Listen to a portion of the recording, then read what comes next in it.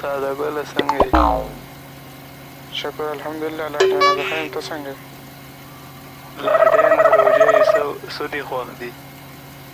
د ماښام اذان. سلام علیکم لاټینه څنګه یې؟ څه کې ساده ګله درته چي ته راغلی؟ لاټین الله دې ستا پلار وبخښي خیرات ته راغلی یم. زه لکه ساده ګله خپي وباسه تاسو پرېږدې روټۍ ته ځه. لاټین خدای به زموږ پلار مړ نه کړي بیا ته هم خیرات کې نه پرېږدم.